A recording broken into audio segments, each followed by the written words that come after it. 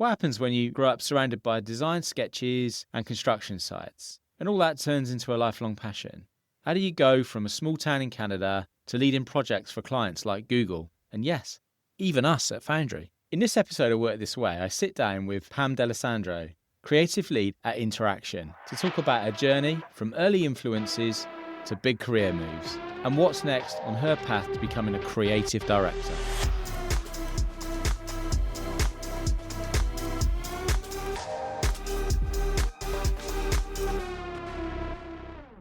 Hey everyone, welcome back to Work This Way. This week we are recording in FOUNDRY Wandsworth, our latest location in Wandsworth Town, SW18 London. Today we are joined by Pam D'Alessandro. Thanks for coming on, Pam. Be here. Thanks for inviting me, guys. I've got to know you with the team over the last 12 months. You designed with your team at Interaction FOUNDRY Wandsworth, and you are working closely with us on Hove, our next location. I can remember our first design brief. It was like similar to this time last year, no? It was essentially a year ago. We had a chat. I think I was probably driving, standard me. And with your colleagues at Interaction, we ran through a bit of a vision, a scope for Wandsworth. A lot can happen in a year. Where did your love of design come from, Pam? I think it was probably from a young age. This is bringing us back to my younger time, but my father's a structural engineer. He started his own design and construction company. So I've always been exposed to that. I remember my parents picking me up from school and then going back to the office because they needed to finish off some stuff. So I feel like I've always been around that environment with them specifically, and then traveling. So my dad's Italian. We have family in Italy, seeing architecture, being brought around by my dad to different sites and different buildings, and him explaining like how a bridge with like trusses and arches can stay up, how it's actually formed, and the kind of idea and engineering behind all of it. If you asked me when I finished my high school, because in Canada we have high school, I wanted to be an artist. I didn't really go in the interior design direction. And it was actually my dad who was like, I think you need to rethink this whole artist thing, P. And I was like, what? Why? He's all the most famous artists. They only make money when they're dead. Yeah. It's like, how are you going to sustain yourself? How are you going to sustain like a lifestyle and living? And I want to make sure you're looked after and you look after yourself and maybe give your skills to other people. So he actually took me to a pitch that a designer did for him. I think it was for hospitality, a big hotel. And I think he steered me in the direction of interior design. So without him, I wouldn't be where I am today. Pam, you work across the industry. You have designed some fantastic schemes for co-working operators, for major businesses, global businesses requiring new HQs all across the country. How has the process been with us at Foundry? Have you enjoyed it? I think it was a really good open process because we were just very open with each other. And I think we communicated in the same language. Whereas potentially with some clients, it's a little bit, not more convoluted, but there's a little bit more explaining that needs happening. Whereas I think explaining it to you guys, you say it once, you're like, yeah, I get it. Great, let's move on to the next thing. So I think it was seamless in that kind of sense. Whereas potentially with some other clients, they need more explaining to understand the bigger vision. I would say that's probably the main difference. Also, the fact that you guys are such a close-knit team holistically, you communicate really easily with each other. Whereas with larger companies, it's more of a step-by-step kind of basis. So it might take a little bit longer. Yeah. Or there might be some more challenging people that need convincing, that kind of thing. I think we're very lucky with the Foundry senior leadership team and our very tight relationship with Legal in general. You know, we've got a lot of trust between the two organizations. But I think it's both ways. Trust Totally. you trust them. So it makes it super easy to communicate then. Pam, tell us about your current position and Interaction. I'm Pam D'Alessandro. I'm a creative lead at Interaction. You're probably thinking, what does that mean? What do we do on a day-to-day basis? Essentially lead a team of 15 designers. We each have our own teams within us. So basically going through design from initial briefing stages all the way to conceptual, develop design. So working together with the client in order to achieve the look and aesthetic that you want. That works to like a set metric or a set guideline or ERs. We work through construction all the way through completion. So I think the designers and Interaction, the good thing is we work on a project from start to finish. It won't be different people dipping in and out. Interaction, our design and build company. So we design and build specifically workplace. That's our bread and butter. in and around the Southwest, but now we've explored national. We've got projects up in Scotland, and we've got some projects in Wales, some projects in London. So a good kind of variety of everything. And it's design and build, so we offer turnkey solutions at a fast pace. Pam, I know you as creative lead at Interaction. What came before Interaction? I think when I was introduced to the world of interior design by my dad going to this pitch, there was like a light bulb and a passion that like ignited inside of me. And I was like, yeah, man, I could really see myself doing this. So to be honest, I took any internship I could. I remember like messaging CEOs, messaging people, finding out their email and how to get in touch with them. And so you were DMing people on LinkedIn? Yeah. I was like, I want to get in there. I'll do a summer for free or work like 2 days a week during school and things like that. Anywhere I could help and anywhere I could try to gain knowledge from people who wanted to share it with me, which I'm super grateful to all those people that said yes to me because I know I could have been really annoying. And this is in Montreal, right? Yeah, this is in Montreal. I did an internship in residential, really high-end resi. Wasn't for me. I was like, oof, I don't think I'd necessarily like really high-end resi. You have a really intense personal relationship with people for a really long period of time. And I think I wanted something a little bit more fast-paced. And I also learned quickly that I like designing spaces that touch many people, that impact as many people as possible in their day-to-day life. So I think that's why I funneled into workplace design. But before that, I actually did an internship at this company who designs like massive mega malls and retail spaces. Oh, really? Yeah, which was really... In the Americas? Yeah. Wow. Yeah. So the company was based in Montreal, but they had an office in New Jersey as well. Yeah. And they did... Are you allowed to say the operator? Yeah, GHA. And they designed like massive malls for the Mall of America and American Dream. And I started there as an intern and worked there as a junior through my university years and just worked on any little bit I could work on. I was like, yeah, I'll do that. Yeah, I'll do that. Yeah. I was going in at 7 and leaving at 10 p.m. just because I was so keen to get the experience that I could from the people around me. So Pam, you left Montreal for London. Yeah. New job, workplace, design. Yeah. It felt like you crash landed in London a bit. Didn't know anybody. How did you integrate? How did you make friends? I think the first friends that I made was I started taking tennis. I was like, I'm going to join a tennis club in Chiswick. It'll be fine. I'll make some friends. That didn't last very long. But I guess through work, actually, there was similar people my age, networking with people, going to events and things like that based around design. And you obviously have similar interests. So made a group of friends around that, really. Nice. And then you slowly start meeting other friends and things like that. And that's where I met Josh, my husband, too. Okay. Yeah. So how long were you in London for? 5 and a bit years. Right. So you went from JAC. JC was great and I learned loads. They had furniture, they had PMs. It was really great. But I felt that the studio was a bit smaller and I was keen to maybe work in a slightly larger studio to learn from different people and different kind of wings. So I moved over to Space Lab and they're really cool because they had also energy lab. So like mechanical, electrical engineers. So got to learn a little bit from them as well, which was a really interesting story. So a bit more holistic. A bit more holistic with all the trades together. Still traditional design. And then I moved over to HLW, where they've obviously got their office in New York. They've got an office in LA, an office in Singapore at the time. And again, they work on like massive scale projects. Yeah. So got to work on some Google projects, touch a little bit on some Amazon, worked on Pernod Ricard, which was really incredible because we designed this like massive bar in their office. So I think working in all these different companies, I slowly realized that workplace isn't really workplace anymore. It's like an amalgamation of so many different types of design in one. And when you worked on Google, that must have been an eye-opening moment for you because streets ahead on the future of workplace, clearly, technology. How did that unfold? Who were you working with? Did you work with our friend Adam Strudwick? Yeah. From Portland, Perkins and Wells? Yeah, worked really closely. So this was a project at HLW that we worked on together. Adam was leading it, also worked with Shizuka, who was part of the team. But it was the incubator hub. So it was a slightly smaller kind of division of Google where they incubated startups. So it was similar a little bit to co-working. Yeah. But obviously Google have all these different parameters and different sectors and like small little campuses. So understanding that, as well as they also had, I don't think they have it anymore, but they had a system called Portico. And you had to introduce 10 new sustainable materials on the job that weren't already on this like massive platform with so much information. So I think both those kinds of sides were eye-opening on how they approached design, how they thought about it.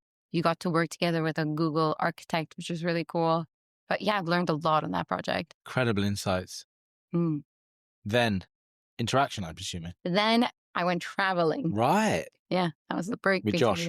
Yeah, with Josh. Yeah. Where'd you go?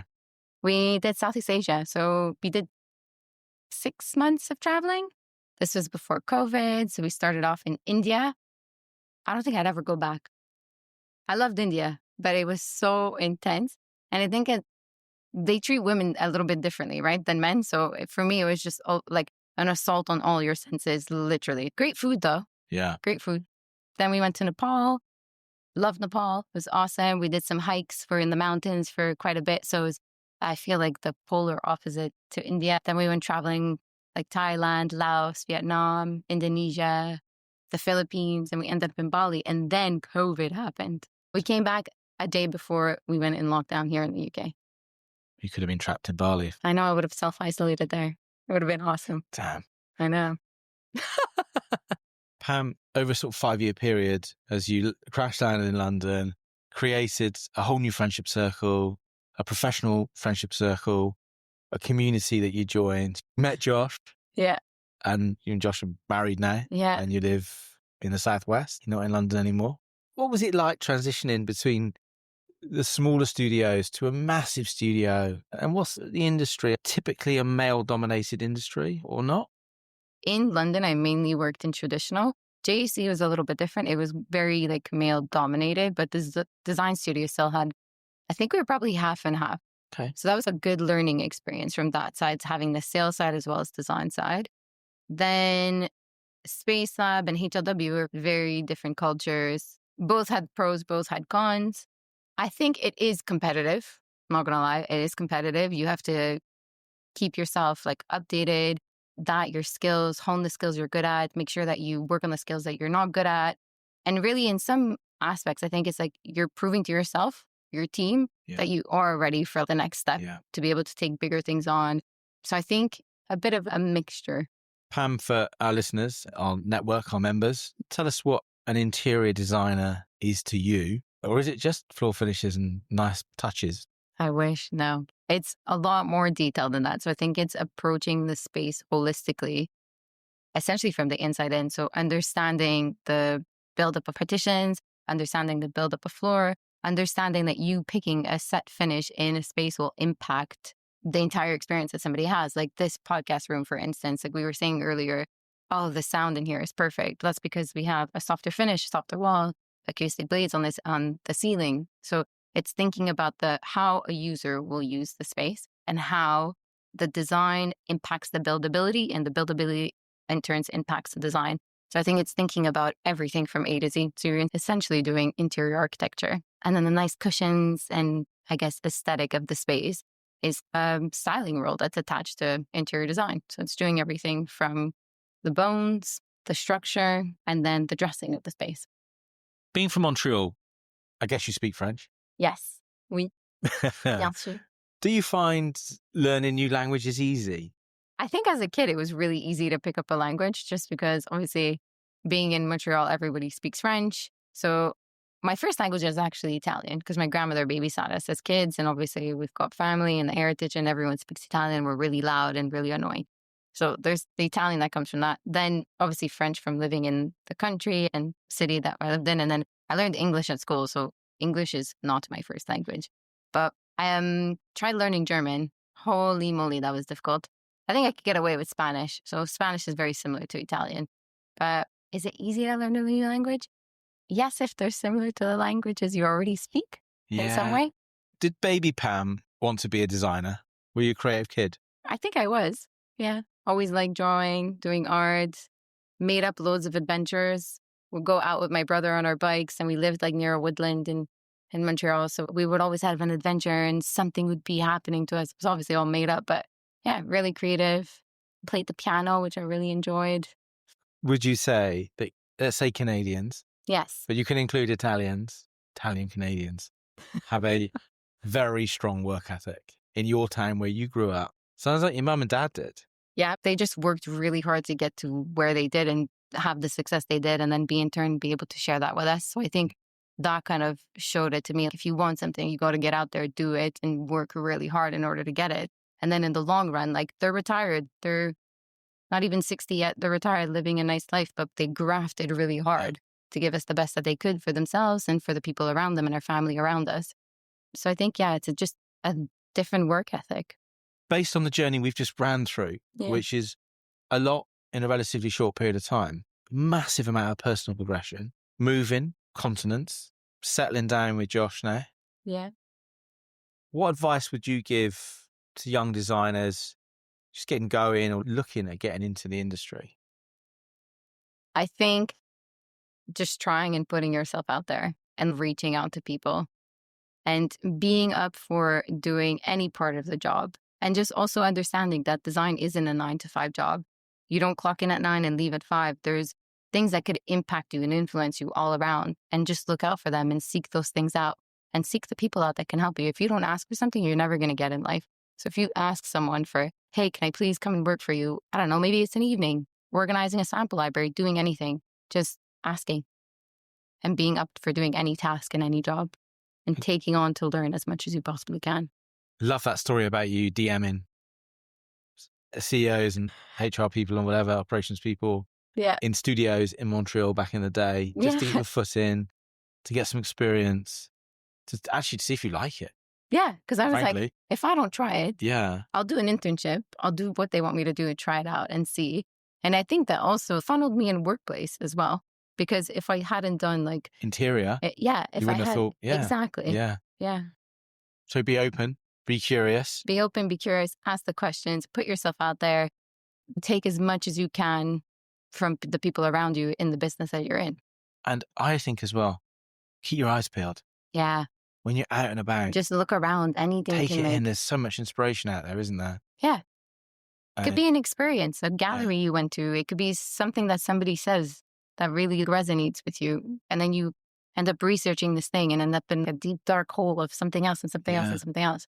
Tell us something we don't know about you. Can't say piano or guitar. We've touched on that. I'm really good at golf. Wow. You're a great golfer. Yeah. Did mum and dad play golf? My dad played golf, but I was just driving around the golf cart. But I think I found out with Josh because he actually got a golf scholarship. How did you meet Josh? Met him through work, actually. He was in our sales team. He was the one calling people, finding the leads, that kind of thing. And did you move to the southwest of England because of Josh? We moved there after we went traveling because obviously lockdown happened. His family was out there. So it was either we were going to go back to Canada or go to the Southwest. Yeah. So we decided to move there and then started working at Interaction. So just stayed. I was really enjoying it. Pam, you can't say Foundry. Okay. Give us a real high point on your journey so far. Probably seeing like a little bit of a difficult client. French people are notoriously just say it how it is and it's their way and you need to get on board. Pernod Ricard, their office that we designed for them, that's based in Chiswick. Chiswick, yeah. Yeah, that was a challenge in that you had to please a lot of people that knew exactly what they wanted, but also convince them that they needed something that they might not have wanted. They trusted you. Yeah, 1,000%. And how old were you at this point? I think I was 25, Yeah, 26, fair play to you. 25. Yeah. Pam, I'm guilty of talking a lot about entrepreneurs, but there are just as many intrapreneurs in Foundry, in our network. These are brilliant people that are entrepreneurial in big business. You are absolutely entrepreneurial and you work in a big business. Interaction are growing quickly. You are supporting Dieter and the management team to grow that business, no doubt in my mind. Has there ever been a point working in other practices where you've hit a low point, you've plateaued? And if there has, what have you done about it? How have you overcome that? Because I can imagine someone like you are all about growth. Yeah, I think that growth and having milestones and setting myself goals, sometimes it would be even too big of a goal to get there. But in order to have a clear path and want to be able to get there and forge it, I think is what makes me wake up in the morning and still be passionate and still challenge myself and challenge the team in order to get there. But I think one of the most challenging points might have been probably around that, where I really wanted to get to the next step in my career. And some people in my team thought I was ready for it. And some higher ups thought that I wasn't. rightfully or wrongly. And I think I struggle with that a little bit, trying to unpick it and understand, but why can I get there and what more can I learn and that kind of thing. And I think just getting my head down and keep doing what I'm doing and keep trying to better myself in every way that I possibly can, and almost not necessarily ignoring it, but just putting myself into it more. Yeah. And then it just came naturally. So you talk about targets and goals, growth plans. Yeah. The next thing. Yeah. Do you have a review process for this and say, this is where I want to be? Is there any advice that you can give to hyper talented people like yourself that are entrepreneurial in big business? Listen, I don't know everything, right? I don't. I'm still learning along the way and still trying to unpick things and understand things. And there's so many moving parts in a business. And for me, I love change and I like thinking about things differently. So I think that's the number one thing, not being afraid of change, not being afraid to maybe ruffle a little feathers, and not being afraid to ask those tougher questions. What does the next 12 months look like for you? What's the future hold? What's your aspirations?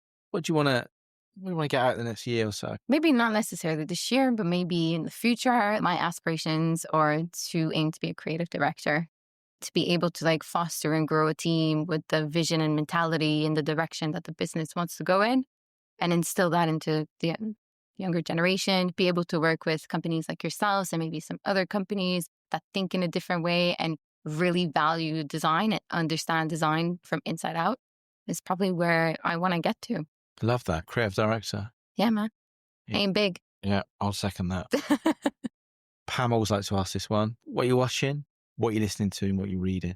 I'm actually started watching The Lioness. It's actually quite interesting. She is a high up war operative, and she has to make really tough decisions, build a team around her, make all these different decisions that might impact so many people.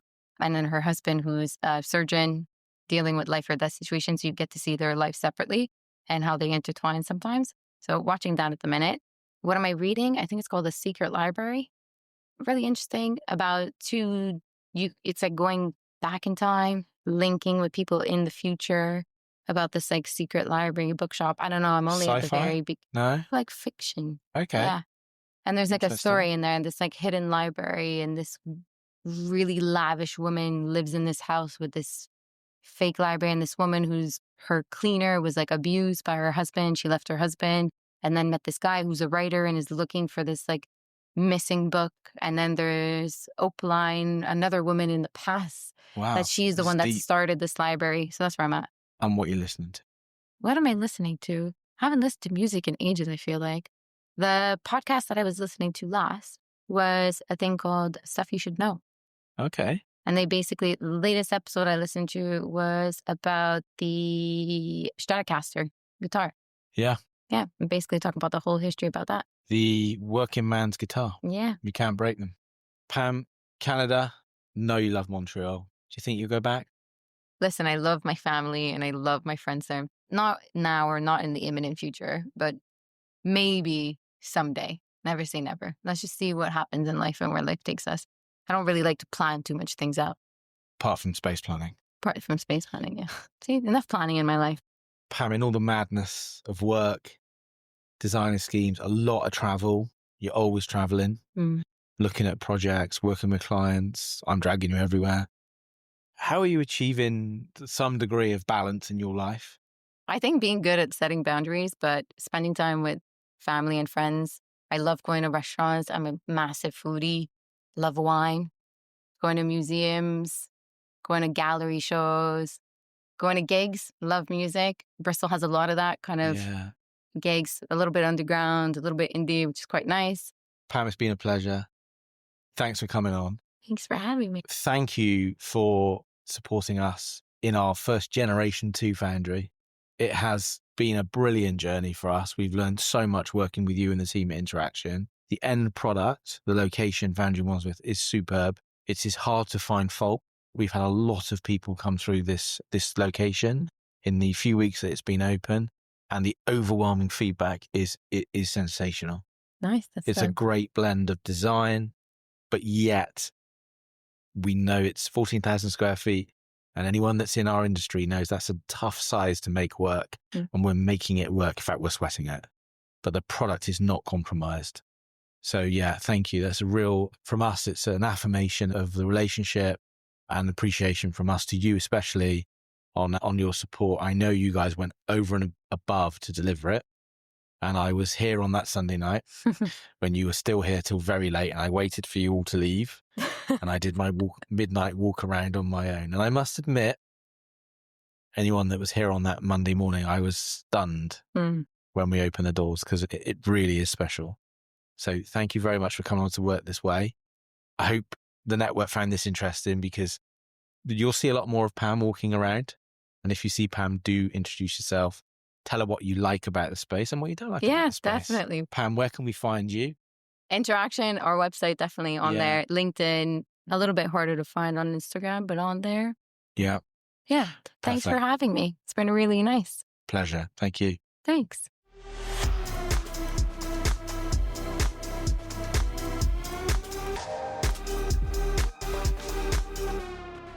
Thanks for listening to this episode of Work This Way. It was such a pleasure chatting with Pam. Her story is a great reminder of how far creative instinct and curiosity can take you. If you're down on the coast, keep your eyes peeled.